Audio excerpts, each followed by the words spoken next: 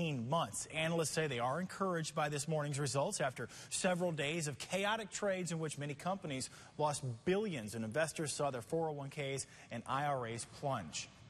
Well, the search is on for the suspects who shot at an off-duty deputy early this morning. It happened on the I-95 off-ramp on Southern Boulevard. Police shut the off-ramp down, as we showed you this morning, with an exclusive pictures from Chopper 5. The officer who was shot at is actually a Broward County deputy who was heading home when she stopped to look at what she thought was a disabled vehicle. News Channel 5's Chris Stewart joins us now with the latest on that shooting. Chris.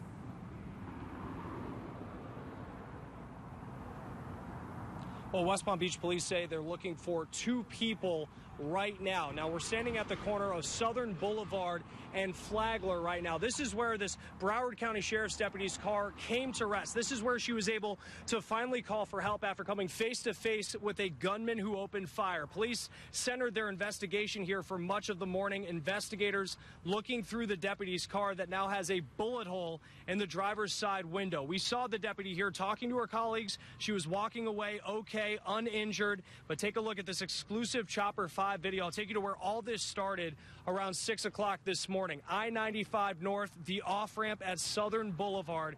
Police say the deputy pulled over to help what she thought was a disabled car, and that's when a man showed a gun and started shooting. The deputy returned fire, then drove to where we are right now to call 911. Now, as far as the suspects, they are still on the loose right now, and the car they were in that police have put a description out for, hoping that someone will know something about it, a white 4-door car. Again, no arrests at this point. We're live in West Palm Beach. Chris Stewart, WPTV News Channel 5. An early morning car crash in Delray took out 14 vehicles at an auto dealership, and one woman's in the hospital right now. We're told she was driving on Federal Highway when she went over a grassy area, taking out a concrete pole, a power line, and a couple of palm trees as well.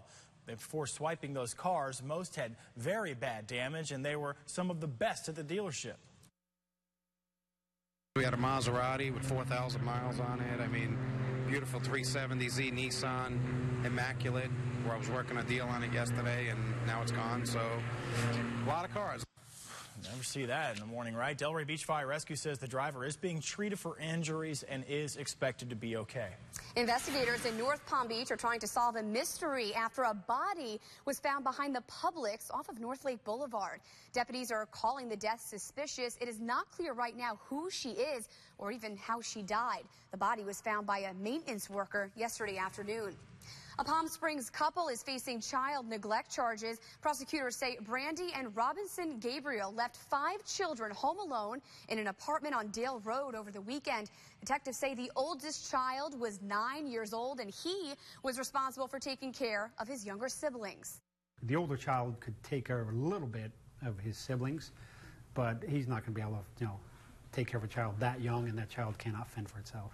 According to the police report, Brandy is not allowed to be around the children unsupervised because of another DCF case. Her husband had actually had temporary custody. For now, the children remain in DCF's care. Martin County Sheriff's deputies are defending one of their own after a family claimed their loved one was abused during his arrest.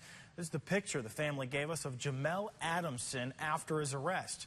Martin County deputies pulled him over last weekend. They were trying to arrest him when they say he tried to hit a deputy. The deputy used his taser. The sheriff says Adamson fell, hitting his face on a concrete wall. If you strike a law enforcement officer and then flee on foot, you can expect to be tased, you can expect to be chased, and once you're tased and you lose some voluntary control of your muscles, you can expect to injure yourself. The sheriff says they interviewed Adamson at the jail and he did not file a complaint. The U.S. Department of Justice reportedly never learned about a man's complaint against the Palm Beach County Sheriff's Office. This is the bruise Augusto Garcia says he received from Deputy Russell Brinson while asking for help. Garcia says he was also handcuffed. Brinson told investigators Garcia ignored his commands. The Palm Beach Post reporting the sheriff's office sided with Brinson and closed the case without reporting it to the Justice Department. A Florida State University star running back says He's ready to get back on the field today after being found not guilty of punching a woman outside a Tallahassee bar.